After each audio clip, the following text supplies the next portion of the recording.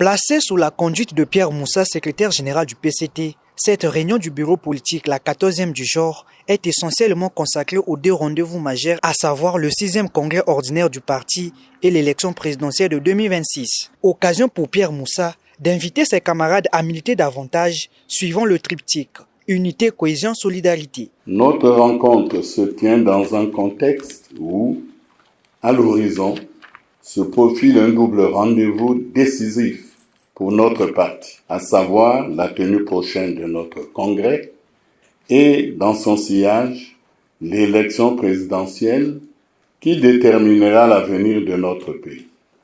Ces échéances exigent de nous un engagement total, une mobilisation sans faille et surtout la réaffirmation des valeurs qui ont toujours été le socle de notre action politique, notamment l'unité, la cohésion et la solidarité. En cultivant l'unité, en renforçant notre cohésion, en faisant preuve de discipline et en pratiquant la solidarité, nous serons plus forts, j'en suis convaincu, et nous mènerons notre parti vers un congrès réussi et une participation victorieuse à la présidence. En vue d'une poursuite sereine de sa bonne marche, le bureau politique du comité central issu du 5e congrès va marquer une halte pour évaluer ses actions menées pendant le premier trimestre 2025. Actualité oblige, Parfait Iloki, porte-parole du PCT,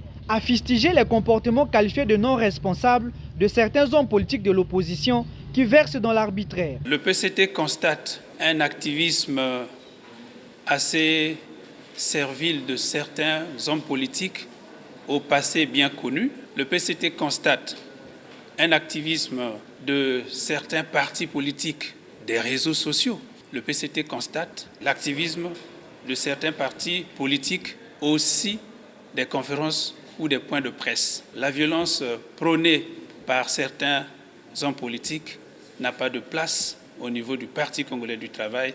Elle est très mal appréciée au niveau de la population. Sauf changement, le parti dominant sur l'échiquier politique national, le PCT, tiendra son 6e congrès ordinaire au 3e trimestre de 2025 à une date et dans un lieu encore non déterminé.